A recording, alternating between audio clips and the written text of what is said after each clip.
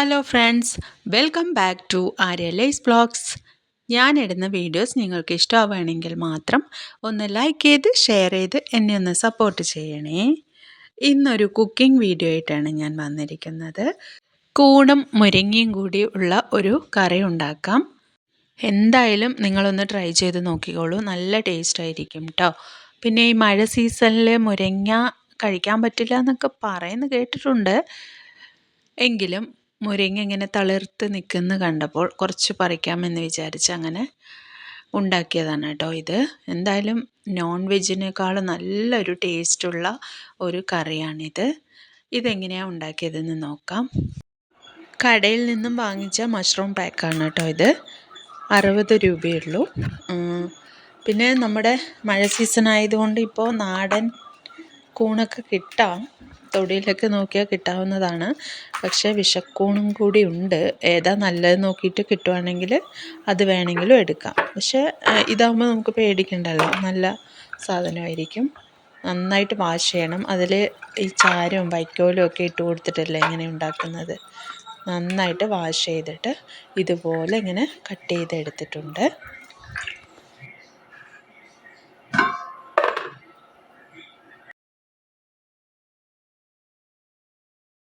എണ്ണ ഒഴിച്ച് കൊടുക്കാം.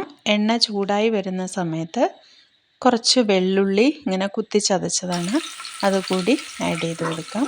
അത് നന്നായിട്ടൊന്ന് വഴണ്ടി വരുന്ന സമയത്ത് ഒരു വലിയ ഉള്ളിയും കുറച്ച് കറിവേപ്പിലയും കൂടി ഇട്ട് കൊടുക്കാം.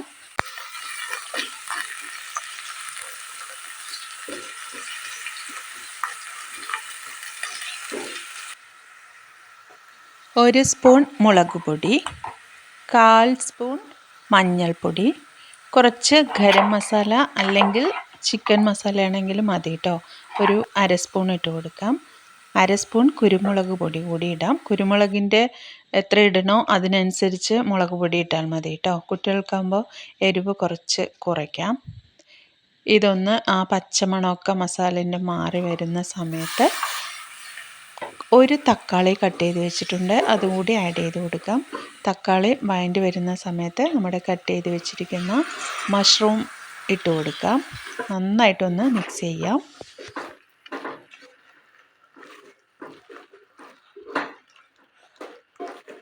മഷ്റൂമിൽ വെള്ളം നന്നായിട്ട് ഇറങ്ങി വരും. അതുകൊണ്ട് വളരെ കുറച്ച് 1 ഗ്ലാസ് വെള്ളം ഞാനിവിടെ ഒഴിച്ച് കൊടുക്കുന്നുണ്ട്.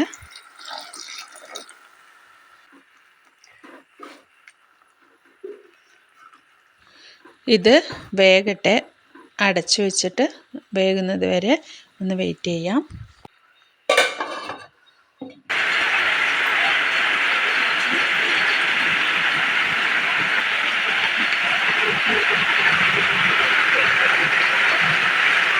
എന്തൊരു മഴയാണ് അല്ലേ! എല്ലാവർക്കും മഴ ഇപ്പോൾ മതിയായി. കാരണം മെയ് പകുതിയോടുകൂടി മഴ പെയ്യാൻ തുടങ്ങിയതാണ്. ഒരു ഗ്യാപ്പ് പോലും ഇല്ല, വിടാതെ പെയ്തുകൊണ്ടിരിക്കുന്നുണ്ട്. പുറത്തിറങ്ങാൻ പറ്റാത്ത അവസ്ഥയാണ് ഇവിടെ. സൂര്യനെയൊക്കെ കണ്ടിട്ട് എത്രയോ ദിവസങ്ങളായില്ലേ. അങ്ങനെ നന്നായിട്ട് ഇങ്ങനെ തളിർത്ത് നിൽക്കുന്ന മുരിങ്ങ കണ്ടപ്പോൾ കുറച്ച് കൂണിൽ മുരിങ്ങ കൂടി ഇടാമെന്ന് വിചാരിച്ച് അങ്ങനെ കുറച്ച് മുരിങ്ങ പറിക്കാൻ വന്നതാണ്. മുരിങ്ങ വലിയ മരമായിരുന്നു, അത് അടിയോടെ വെട്ടിവിട്ടതായിരുന്നു കേട്ടോ. ഇപ്പോൾ ഇങ്ങനെ മഴയൊക്കെ പെയ്തപ്പോൾ നന്നായിട്ട് തളിർത്ത് നിൽക്കുന്നുണ്ട്. മഴ സമയത്ത് മുരിങ്ങ കഴിക്കാൻ പറ്റില്ല എന്നൊക്കെ പറയും. അതിൻ്റെ കൊമ്പിൽ വിഷാംശം എന്തോ ഉണ്ടെന്നൊക്കെ പറയുന്നുണ്ട്.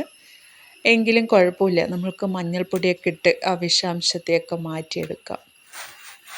വല്ലപ്പോഴും അല്ലേ, കുഴപ്പമില്ല എന്ന് വിചാരിക്കുന്നു. അങ്ങനെ കുറച്ച് മുരിങ്ങയൊക്കെ പറിച്ചിട്ടുണ്ട്. വളരെ കുറച്ച് മതി കേട്ടോ. ഇത്രയും പറിച്ചിട്ടുണ്ട്. കൂണും മുരിങ്ങയും കൂടിയിട്ടുള്ള ഒരു കറി ഉണ്ടാക്കാം. ഇവിടെ കുറച്ച് വർക്കൊക്കെ ഉണ്ടായിരുന്നു, അതുകൊണ്ടാണ് ഞാൻ വീഡിയോ ഇടാനായിട്ട് അധികവും വൈകിയത്. പിന്നെ വർക്കെല്ലാം കഴിഞ്ഞിട്ട് ഞാൻ അതിൻ്റെ ഒരു വീഡിയോ ഇട്ട് തരാം കേട്ടോ. ഒരു ഫിഷ് ടാങ്കൊക്കെ ഉണ്ടാക്കിയിട്ടുണ്ട്. ഓക്കെ, നമുക്കങ്ങനെ നമ്മുടെ കൂൺ വെന്തോന്ന് നോക്കാം. നന്നായിട്ട് വെന്തിട്ടൊക്കെ ഉണ്ട് കേട്ടോ.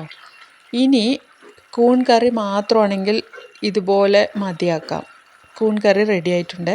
പക്ഷേ മുരിങ്ങ കൂടി ആഡ് ചെയ്യുന്നത് കൊണ്ട് നമുക്ക് മുരിങ്ങ ഒന്ന് റെഡിയാക്കി എടുക്കാം.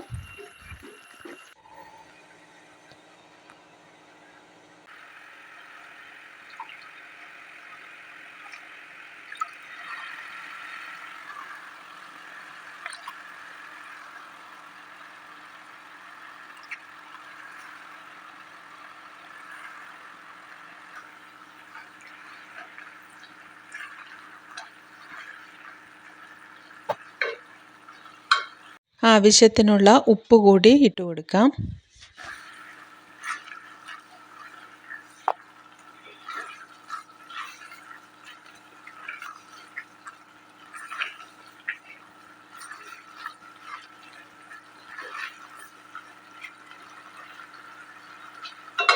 കൂണും മുരിങ്ങയൊക്കെ കുറേ ഉണ്ടെങ്കിലും അതൊന്ന് വെന്ത് വരുമ്പോഴേക്കും കുറച്ചാവും അല്ലേ, ഒന്ന് ചുങ്ങി വരും.